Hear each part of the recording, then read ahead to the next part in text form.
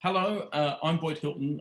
Welcome to this very special RTS session, Why We Love True Crime on Telly. As I'm sure you're aware, true crime has never been so popular.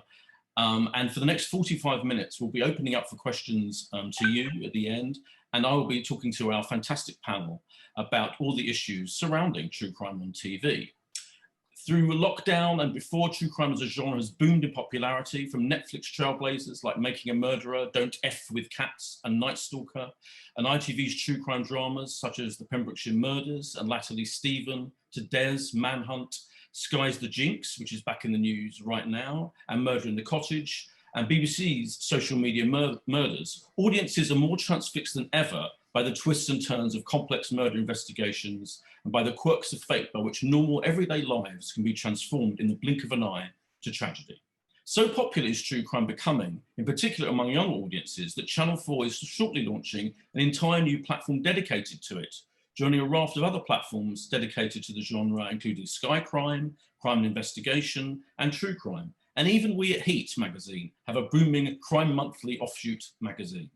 So in the next 45 minutes, we'll look at what it takes to produce a true crime series, what producers and broadcasters have to consider when dealing with the real lives affected by tragic events, and what makes for such an enduringly popular genre with viewers in the UK and worldwide. We'll also be touching upon true crime drama as well, although the main focus is on the factual side of the genre.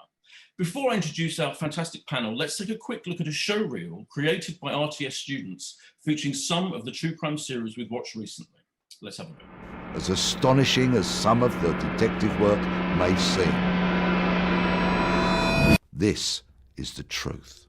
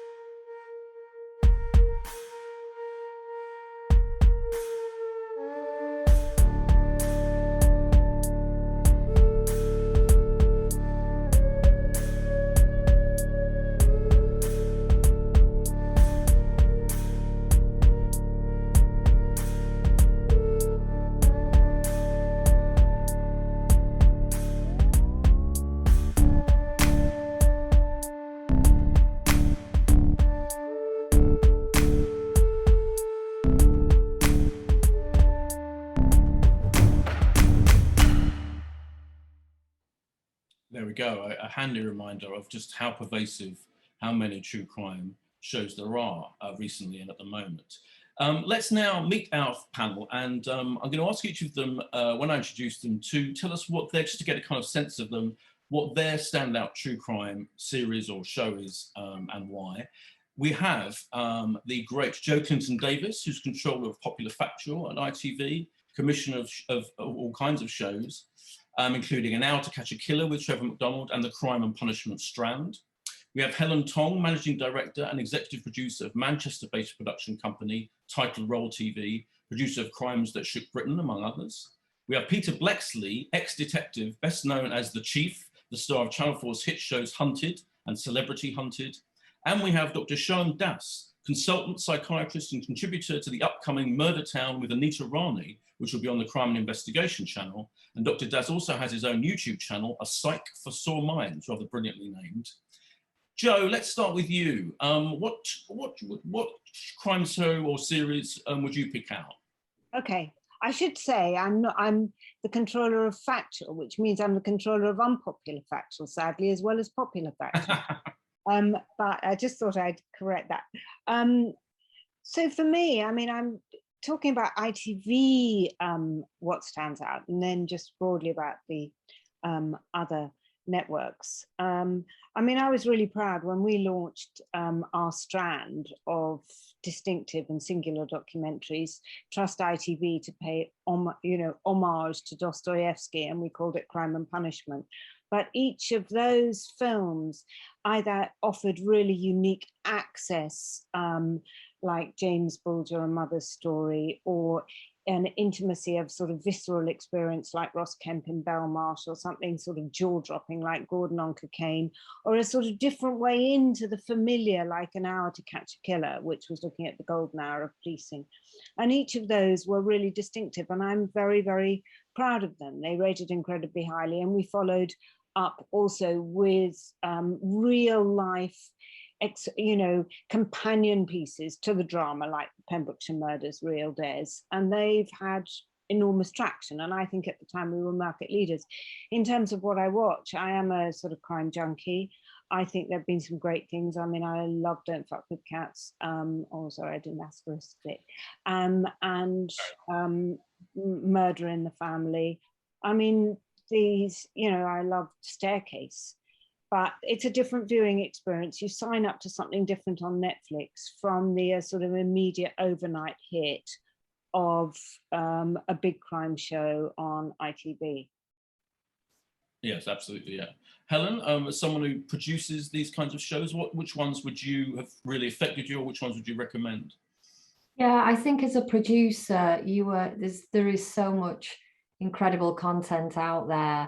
And as a producer, you're always looking for different ways in, different stories. As we all know, it's a well-trodden area. There's a number that stand out for me, Boyd, but The Family Next Door, American Murder for me. I know Joe was just mentioning Netflix. It is a very different viewing experience, but that really stood out. I know what it took to make it, and I know how the producers went into that, and to have that wealth of material, the footage, the social media, everything, and also to just be able to tell it so much pre the murder from the victim's perspective and get to know them so much was it just will stick with me forever. You get to hear about the victims through the families, through the police, through the investigation. So to get that real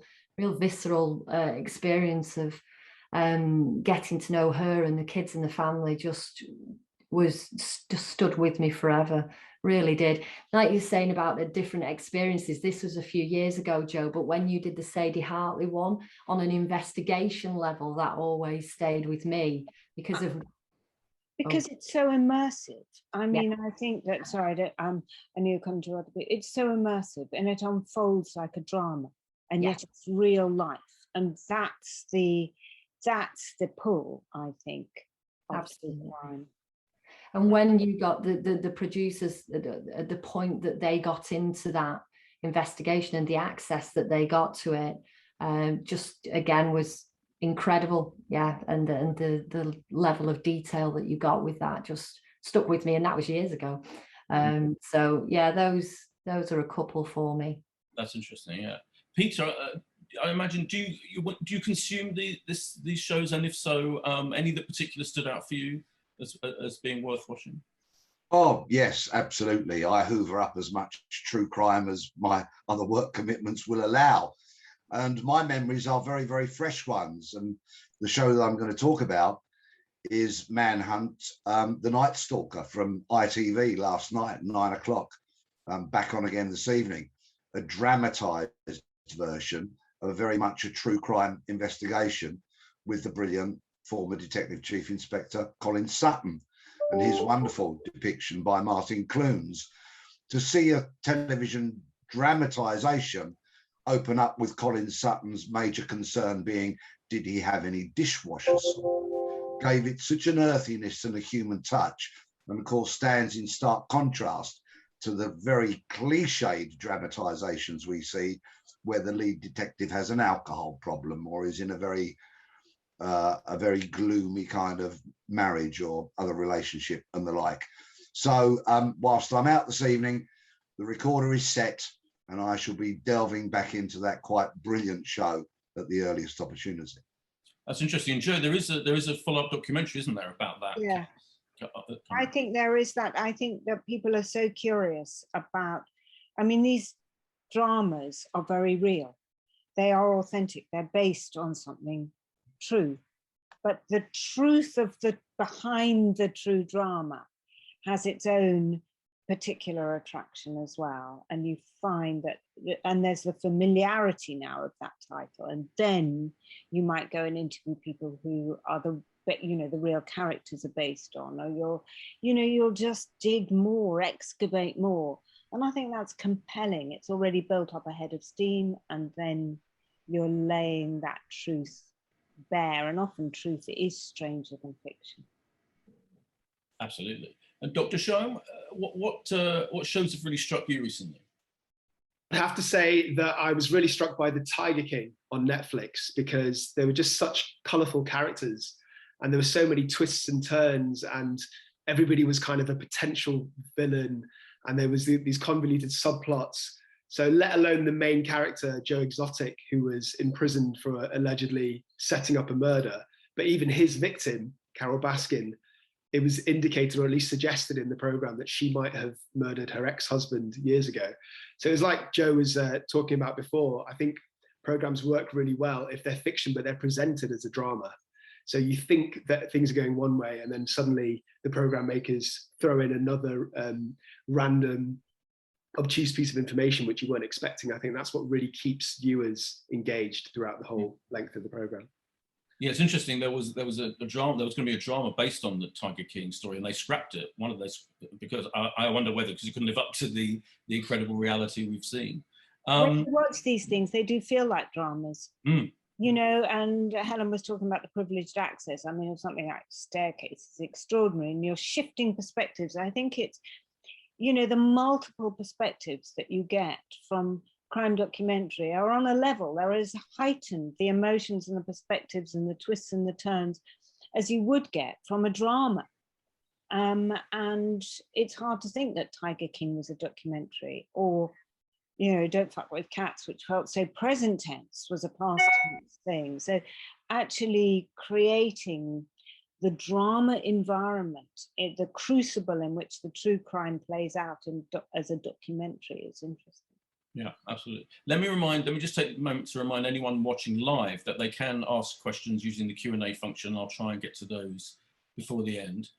We've touched on this a bit already, just in terms of all of you talking about those shows that you particularly wanted to pick out. But I want to look at why we love the genre so much generally, and why in particular it feels like now we've reached, we're reaching peak true crime on television. Joe, do you have any feelings about, you've said a little bit already about, how fascinating these stories are, how they're more dramatic than drama often, but why are there more and more of them right now? Why has it built up such a head of steam?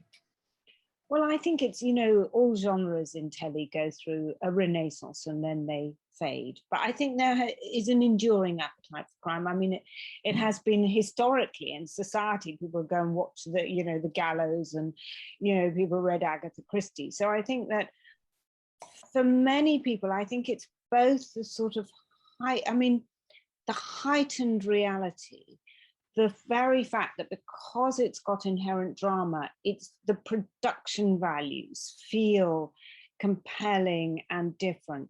And each story offers something unique and different. So each story is a sort of drama in its own right. I mean, I was starting to think about all the different values, and for me, it sort of it came to an acronym, which feels very reductive, and I could come back to it. But I was just thinking, crime, it's sort of the sea is compelling. It's full of characters, different perspectives, the victims, the investigators, the criminal mind. Sea is the creative ambition. The R is sort of, it's real, but it's hyper real, and it's resonant, and it's close to home, and it has relevance. And, you know, this could be us, or could we be the criminal? So it's got revelation. The sort of I bit is, for me, I was just playing around with this, but it just fitted, you know, I is a sort of intelligence, it's investigative, it's intimate, it's got an intensity. It's that intensity is firsthand. It's the fear that we feel, the adrenaline rush.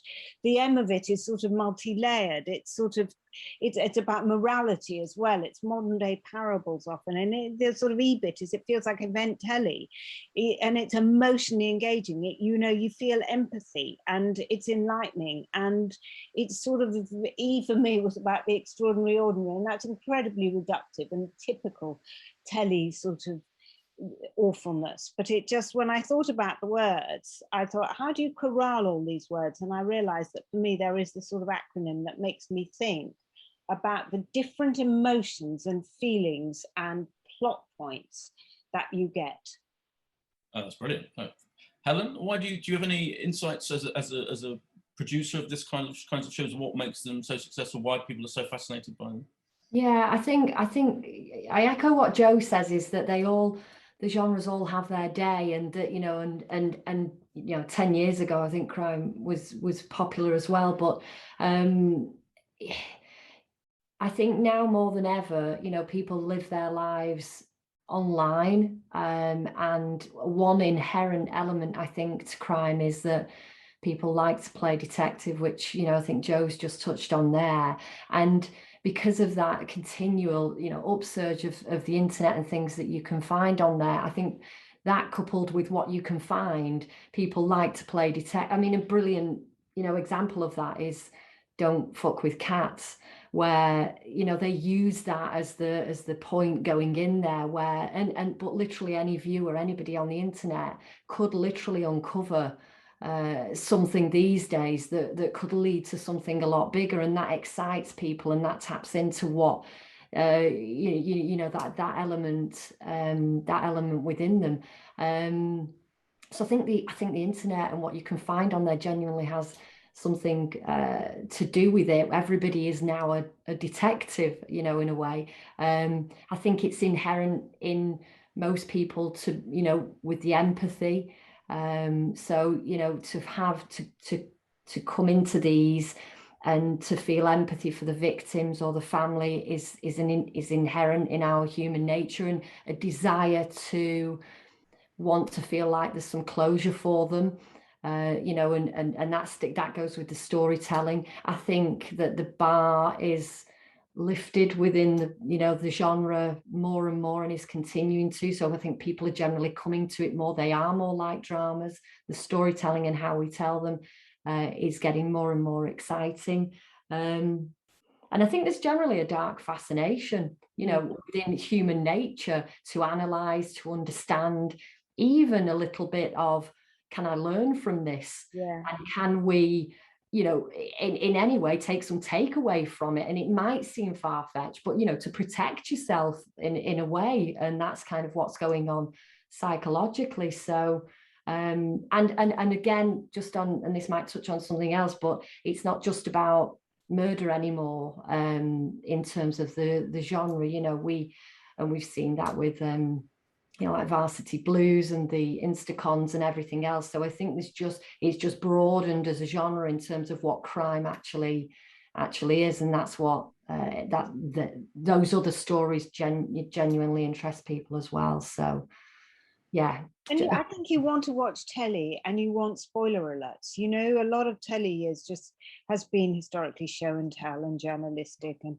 you're watching for information. But when that information is packaged as, oh my God, I don't know what's going to happen next. Who did it? What's going on in the criminal's mind? Will the victim get away? Will the police and the investigators, how did they crack that? You're constantly asking questions. And even if the outcome is known, the sort of just the immersive experience of following it unravel, twist by twist, plot line by plot line, is can be very satisfying and engaging. Yeah. Peter, as someone who this has been your life really, you know, as a professional in law enforcement, and now on television as well. Did you ever expect that there'll be this level of public interest via television in crime?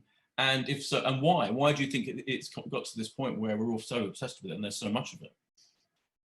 No, I never anticipated that it would become the phenomenon that it has. But as for the reason why, well, in the run up to this discussion, I reached out to my social media audience, which stretches to about 40,000 people across various platforms. And of course, these are the people that hoover up my books, my podcasts, watch any TV shows that I contribute to or present. So I thought they were a really good market sample. And what they came back with was the 3 Ps, people. Okay, so that's broad. Is that the victim, the secondary victims, the co-victims, all those clunky phrases, but those who are left behind, those who really serve the life sentence, the loved ones who have lost a sibling, a child, a partner, those kind of people. And also, of course, the detectives. People loved hearing those, their stories, especially when they were personable and engaging. And also the psychologists, people like Soham and the likes. So it was very much the people that my audience engaged with. And then secondly, 2 words that sound quite similar, but are actually different. Number one, or the second one rather, process. The process by which the detective, the investigators, the geographical profilers, the psychological profile, the processes through which they went and which led to the hopeful capture of an offender. And thirdly, procedure, the procedure. So that whole prosecution aspect, into which comes the Crown Prosecution Service. What's their input? What bar needs to be hit in order to satisfy a charge being made? And then, of course, right through to the court procedure as well. So that was the audience, and that told me those things. And when I looked at them, you know what? Yeah, they're the 3 Ps. They apply equally to me. Yeah, interesting. We've had a brilliant acronym, and we've had 3 Ps. This is fascinating. Dr. Soham, what about you as a professional in this field? What is it about our psyche that makes us so fascinated by this side of human nature? And is there maybe like a there, but for the grace of God, go I element to it as well? So I could talk about this all day, Boyd, but if I was going to summarize the main points, I think that since childhood, most people have this fascination with good versus evil. So I've got 2 younger boys, and when we watch an action film, one of their first questions is, who's the baddie and who's the goodie?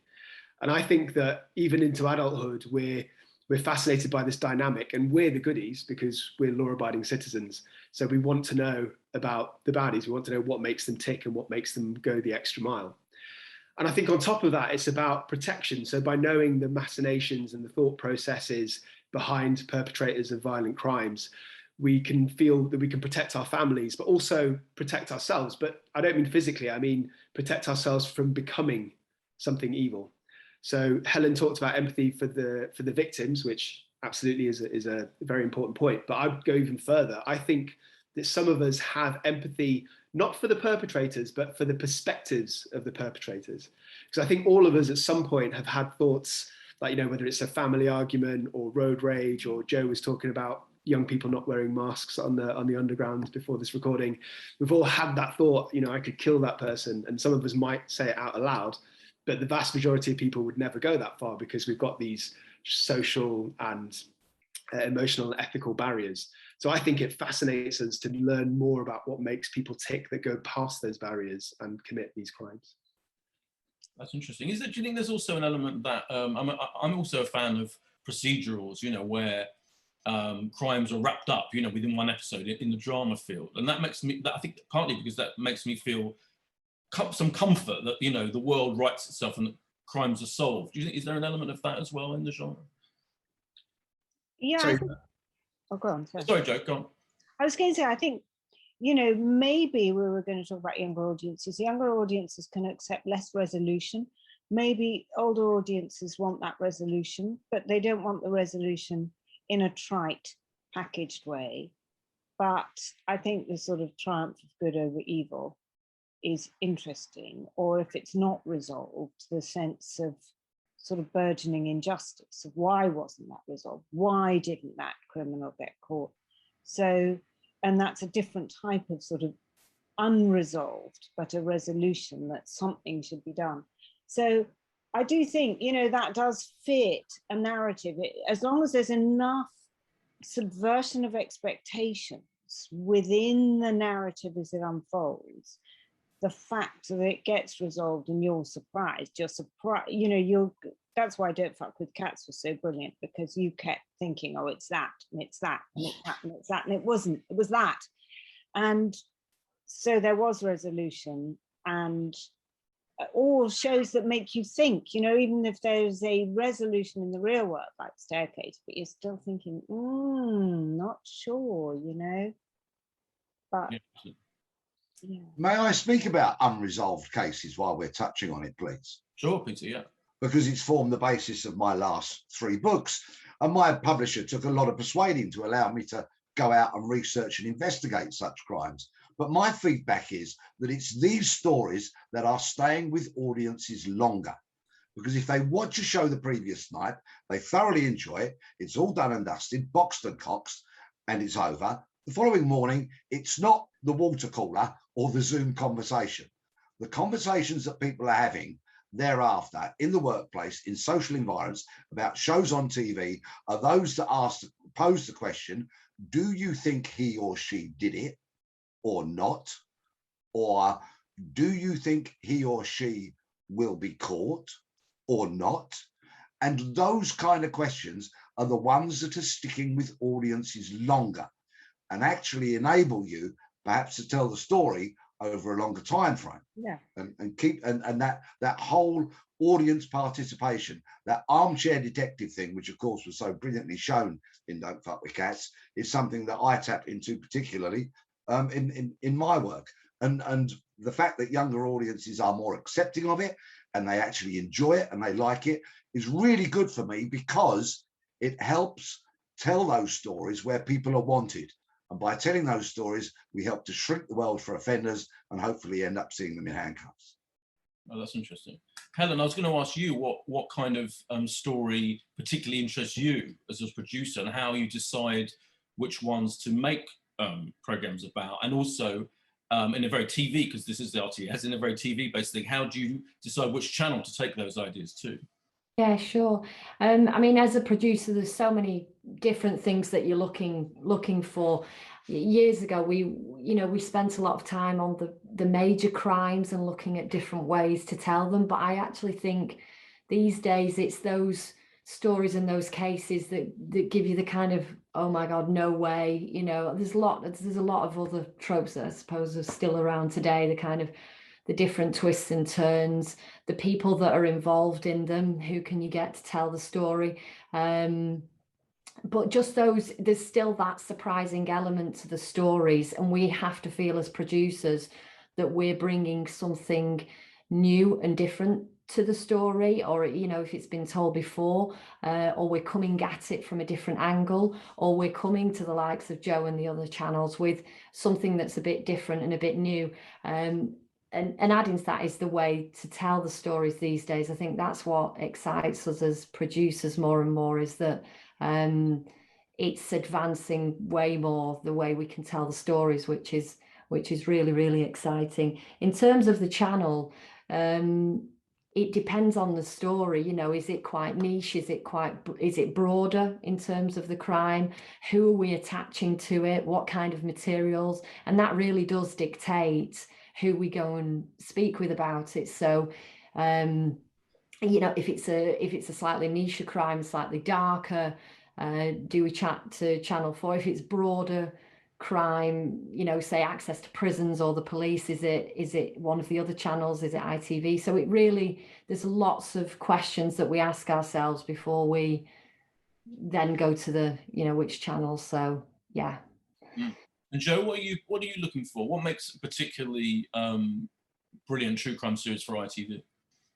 Well, I think, you know, you have to be able to elicit the viewer's curiosity immediately on the EPG. So there's got to be something that resonates sometimes it's a familiar title. I don't mean to say it's an iconic crime necessarily. We used to sort of plough that furrow, and the trouble is there's a ubiquity of crime. So, but I think the title has got to be compelling, and you've got to feel that this on the main channel will speak to a broad audience and be engaging enough at 9 o'clock.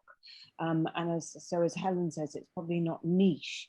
It feels like a big scale thing, or it's something that could be stripped across a week. I think Peter's point about process and procedure and bringing something really distinctive. So it's not necessarily just a generic piece of access to this force or that force. It's a piece of access plus a way into the subject that feels different and that feels fresh. But we're also, interestingly, to the point about the appetite for crime, ITV2, you know, home of Love Island, is now commissioning crime.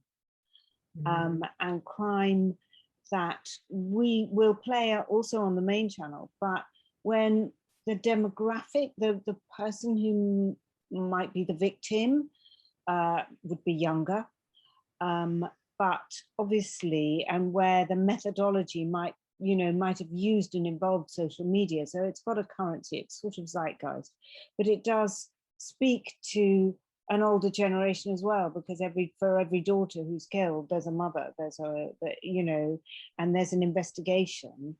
And we think that'll work for an older audience, and the narrative repeat as well, because we were talking about how tips and takeout and how to avoid and and looking for the motive of the murderer, and so I think it has enough universality to repeat on the main channel, but it is about this growing appetite.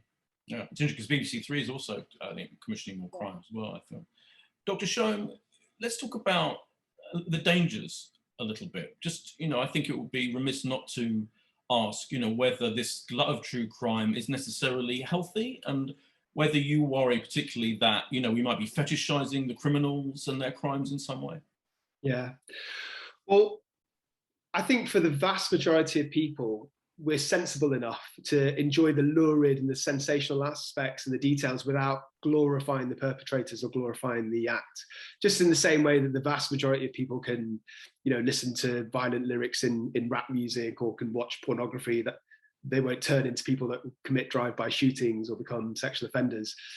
That's for the vast majority of people. Having said that, I do think that there's a small subsect of society who are vulnerable. So, for example, people with learning disabilities, or people who have like an extreme narcissistic desire, who do almost anything, including, for example, mass shootings to get fame, or people who have not been socialized very well, so who haven't had proper parental guidance.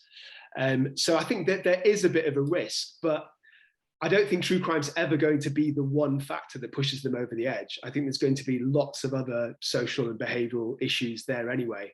And that's just one of many factors. And to be honest, in this day and age, anybody can access violent material if they wanted to from the internet.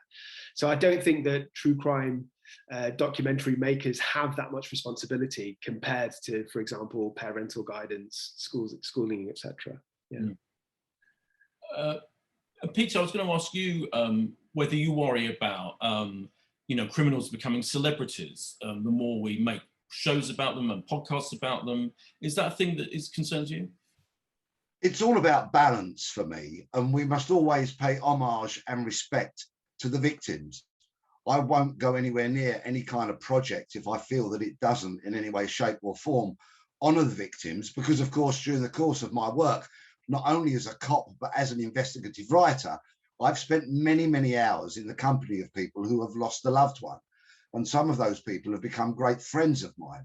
So I know just how painful it is when victims are not consulted about a project or a program, when victims feel that they've not been kept in the loop, when they've not had advanced viewings and the such like. I know the pain it causes to people, as I say, many of whom are friends of mine. So there is a balance to be struck. The victims' stories must always be front and centre of any storytelling. And I am delighted to see this increasingly becoming the case across all of true crime genre. And it is huge, huge credit to those program makers who realize that and appreciate that and pay them the respect that they actually deserve.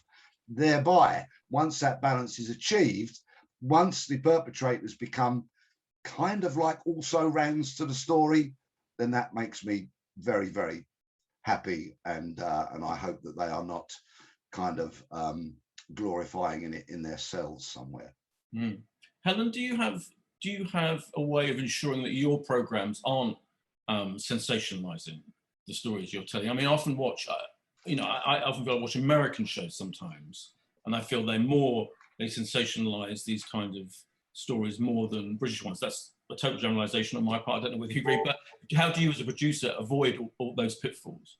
Yeah, I absolutely agree, and everything Peter said there just is part and parcel of what we've always done. To be fair, the victims have always been front and center. We consult them first. I think the way we look at it is put yourself in other people's shoes, and in terms of our teams, that's literally the first thing we look at and go into with everything. And that, I can't stress how important that is for everybody that works a title role. So and I think that's such a simple thing, but actually if you always go back to that, you are very careful. And sometimes you do have to tell certain elements of the story which could be upsetting to the families, but again, you can't shy away from those. You've got to be in it with them. And same as with Peter, the amount of people I've sat with who've lost their loved ones and are now become good friends, that you have to sit, you can't be frightened or scared of sitting in that with them and having those difficult conversations and talking through how that's going to play out. And I think there's always a way of having that drama in it, and we were talking earlier about them becoming more like dramas and the storytelling becoming really interesting. But I think you can do all of that with still keeping that being very mindful of the victims and the families. That has to be it has to be everything, really. So and we have I think you're right, Boyd, in terms of the storytelling between us and the US, we've got slightly different touch points and ways into that. So yeah, I think that is different as well. But I think there's a way to have that drama and those points. But yeah. Joe, do you is that a particular concern of yours? That, I mean, on ITV there's a huge amount of crime drama and true crime and documentaries, and I think in both cases avoiding being sensational or melodramatic, that must be important. Really, really important, because it's all about authenticity. That's why crime works. And therefore you don't need to sensationalize it, and you shouldn't. And as Helen says, and as Peter says, it's incredibly important that you get the victims' families buy-in. And often they want the film made. It's a moment for them of catharsis or explanation or tribute. We're doing a film that's not being looked after me about Lizzie Harper, whose husband, the policeman, was killed, and it's about Lizzie's law, and she's really behind this. And I think that's incredibly important, because whatever we do, whatever program, I mean, I look after Long Lost Family or whatever it is, the comfort and the well-being of the key contributors is central. Because the worst thing is that somebody turns around to you and says, oh, that's not what we felt, that's not what we signed up for, why didn't you tell us that was on? So there are protocols anyway, but it's above and beyond the protocol. I think it's just making sure that, the victims' families have suffered enough, and this should be fitting and concerned about them, and they should feel that you've done right by them. Absolutely, yeah. Can I ask you particularly, Joe, while we're talking about shows, because ITV often will have a documentary about the same case that you've covered in a drama, as is happening with Manhunt this week. Do you commission those along with your drama colleagues? How does that work? Well, we get wind of, I'd love to say it's incredibly scientific and we know exactly what drama's coming up, but we get wind of a drama coming up and then we discuss with the channel whether it would be good to have a companion piece with that. And because, as I said, you've got a captive audience for a drama, especially as those dramas are stripped. And so you've got the buy-in and the audience is interested, whether it's Night Stalker, whether it's The Real Des, whether it's the Pembrokeshire Murders, and we have got more coming down the line, and those are open to different suppliers. You know, whoever is making the drama doesn't have to be the people who are making the documentary, but they work collaboratively to make sure that the documentary is complementary, but doesn't just rehash the drama, takes it on. Right. Let's talk a bit about the, what's coming up in the future of the genre, if you like. And I'm fascinated by, Peter, the fact that your podcast, for example, has been a massive phenomenon. And there are a lot of true crime podcasts, which then, and sometimes they then get adapted into TV dramas or TV documentaries. Do you feel that that form where you can have a deep dive over many episodes into a story is kind of going to get more and more popular, and is it because it is such a deep dive that it works?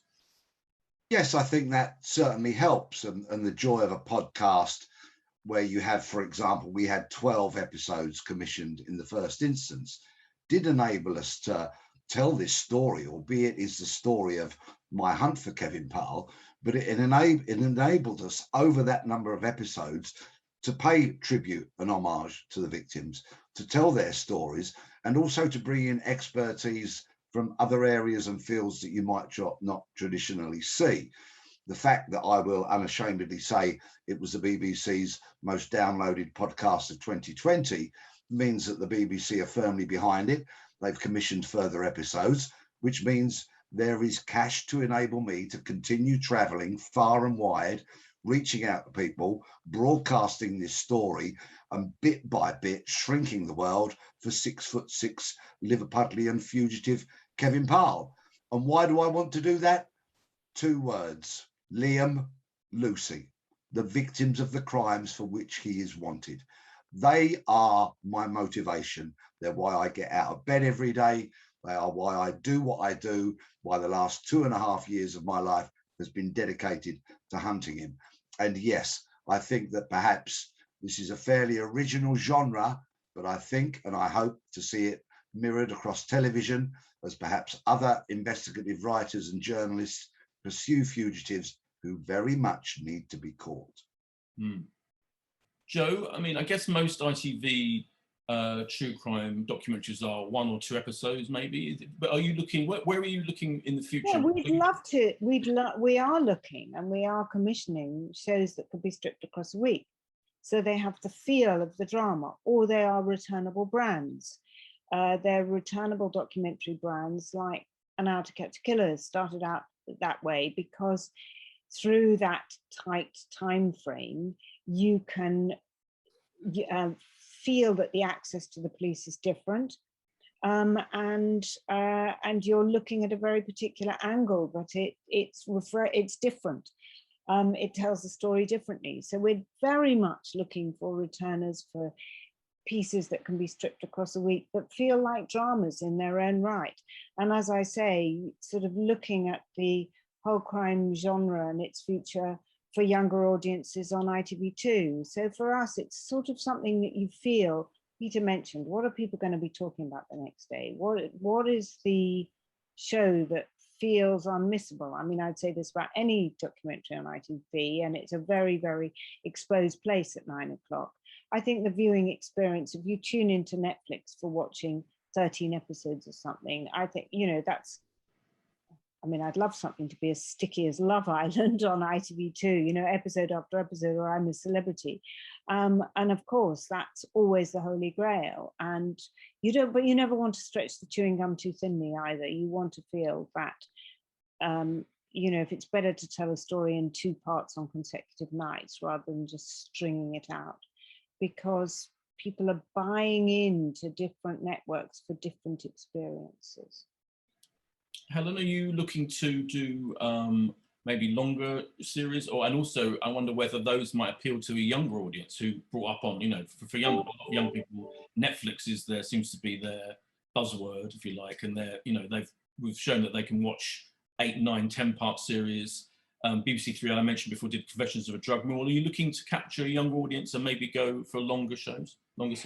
Yeah, I think the younger audience is really, really interesting, and they do feel like they can consume a lot. But I agree with Joe. I love that. Don't stretch the chewing gum too thinly, because I think there is some places. I think Making a Murderer, as an example, was maybe too many episodes. So I think we're interested in the story, in the case, and how we tell that can then naturally dictate how long the episodes are, if you like. I think that idea that we were talking about earlier of resolution is really, really interesting. Gone are the days, or it's moving that way with certain channels of you're not having to have that whole closed resolution and it wrapped up neatly in a bow. So we are looking at our development team are looking at crimes that speak to a younger audience. We are, for ITV2, like Joe said, they're looking for that at the moment, and we live in that world. We are going to live in that world more and more, where everybody wants to document everything online. So in terms of the materials that are going to be available, as well as program makers, the landscape is and has and will continue to change for that, and we'll just I think is fascinating. And I think the younger audience are also interested in those, I think I said earlier, those kind of like murder adjacent element as well. So I think it's broadened it out much more than that. So yeah. I think we also have got to be careful not to fetishize Netflix. I think that's the other thing. I think there's something like, in the same time frame over the last 18 months, I think 26 series on broadcast, on terrestrial channels have got over 3 million, and 8 for Netflix with the long tail. So there's a lot of stuff you have to wade through. So there's talk about ability, because these, and some of them are absolutely brilliant and they'll get picked up and tweeted about. But I think that we just got to be careful not to, as I say, sort of get so feeling that, oh my goodness, Netflix is always the market leader. I think that the ability to reach a mass audience, on ITV with a crime drama and deliver, even if we get a disappointing figure, it's going to be a lot more. But it's a parallel experience, and I think, and that's what's great. I mean, that people want different moods, different feelings, different viewing experiences at different times. Yeah. Dr. Schoen, what do you think about the, there are more and more of these documentaries and true crime shows that do target a younger audience? And is there anything to be concerned about there, of imitative behaviours, or in fact, is it a case that the more we look at the way people's minds work, that's kind of possibly helpful in general? Well, I think firstly, it depends on the age and the maturity of the people who are being exposed. Obviously, if we're talking about very young children, then it goes without saying they will be upset and they will be distressed and they won't be able to process how one human can hurt another human. But I think when we talk about adolescents and, say, people in their late teens, as I mentioned before, I think the vast majority of people have a moral compass and they're sensible to delineate reality from fiction, and they don't glorify the acts of the perpetrators.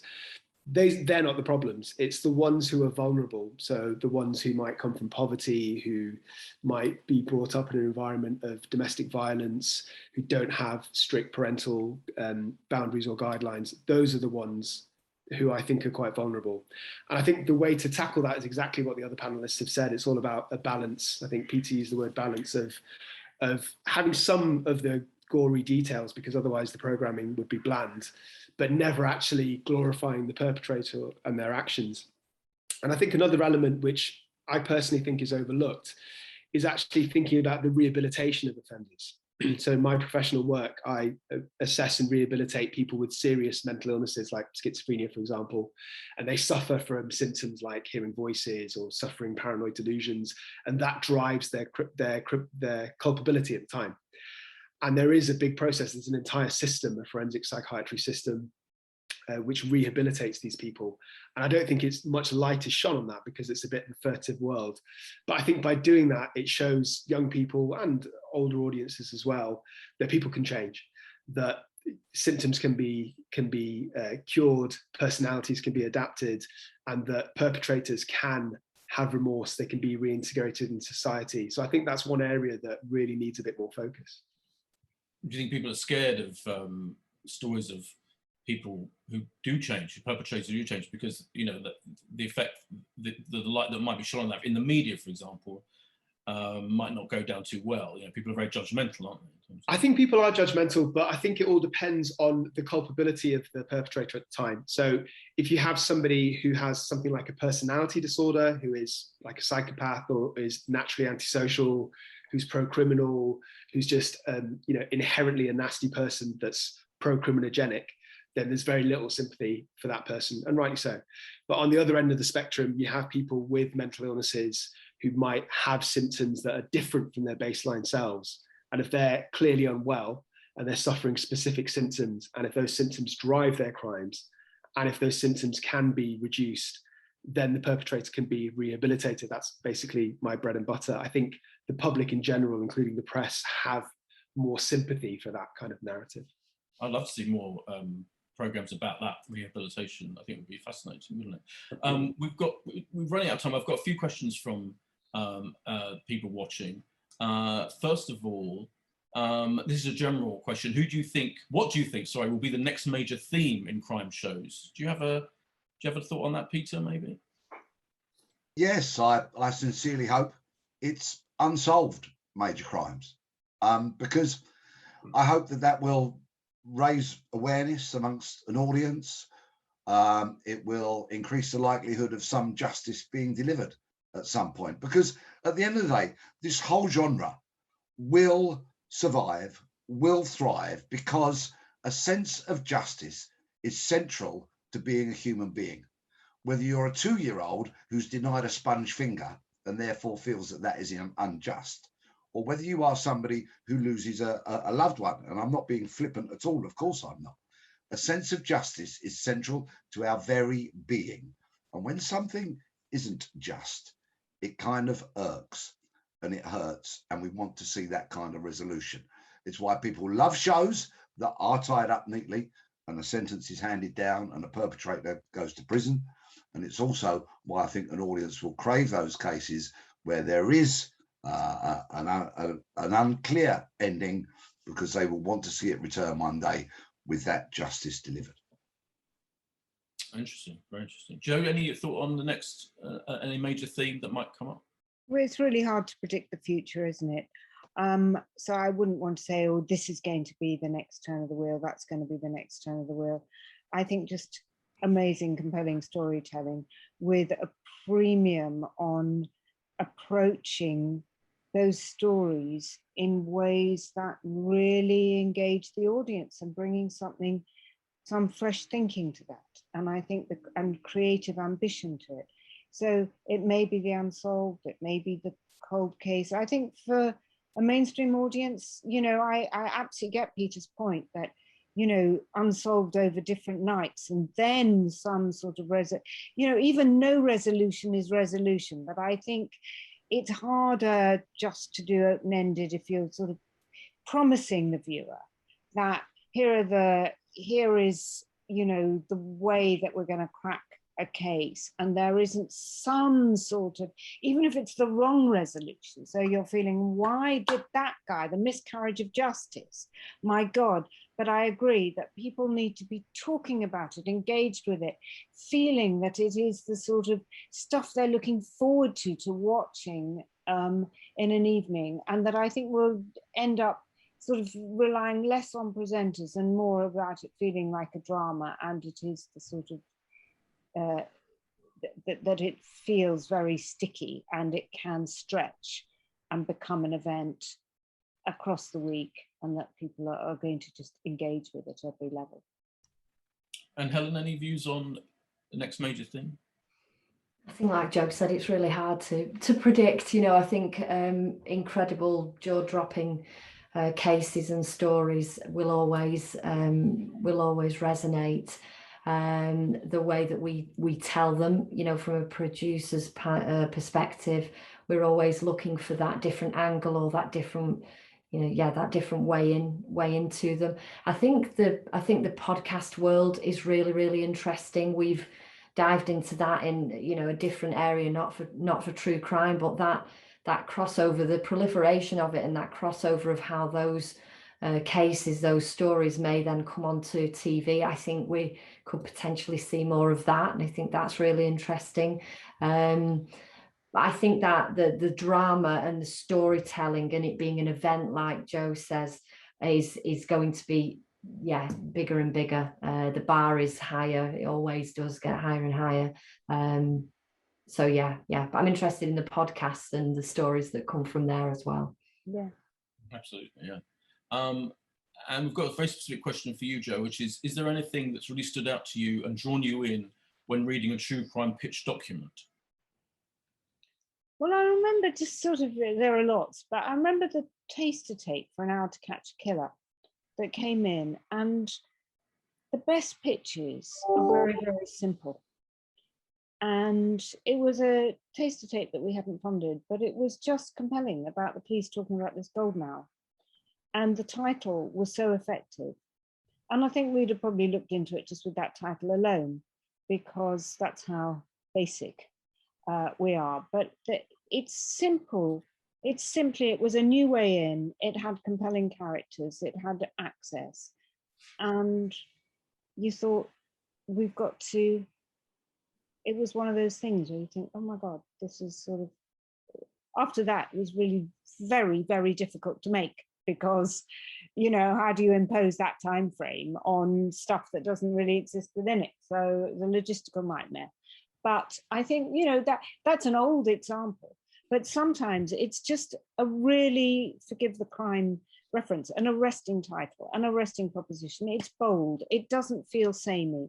It's got the whites of the eyes of the producer to feel that actually this is really, really strong. And you recognize something strong. It's a unique piece of access. It's a unique way in. It's got scale. It's got the thing that it's got inherent drama. Fascinating. But it's tight, you can do it in 2 lines. You can do it with a poster. We're sort of the red top equivalent. Thank you. That's fascinating. And perhaps finally, we have this question: is there a public service role here beyond documenting existing and historic cases? How about TV holding a hypothetical court case, say charging the government for corporate manslaughter over COVID? Well, that's a controversial point. General, I guess the question is the public service role in documenting cases. I think that feels like a thing that's already happening, maybe. Helen? Yeah, I think so. It's an really interesting question. I mean, in terms of a public service, we've always got our eye on that as program makers, because there is a public service, for in terms of the crimes and what we tell and how people can learn from it. Interestingly, I think there's more scope, and there should be more scope to go into those, the organisations a bit more. I know we, along with many other people, have spent a number of years trying to get into prisons and other places to try and get an understanding, and there has been some, and I think to open that up a bit more would lean more towards a public service as well, to kind of, for the broader public to get an understanding of the processes and what goes on there. Extremely difficult in terms of what our justice system's like, but that could be interesting to do more of that. Yeah, absolutely. Sadly, we have run out of time. We could talk all day, as Dr. Schoen mentioned earlier, about this subject, I'm sure. But I want to thank you, Peter, Dr. Schoen, Joe, and Helen. It's been fascinating. I think I've learned a lot. I hope the viewers have as well. And I thank you to everyone for your questions. Thanks so much. I'm sure we'll carry on watching more true crime than ever. Thank you very much.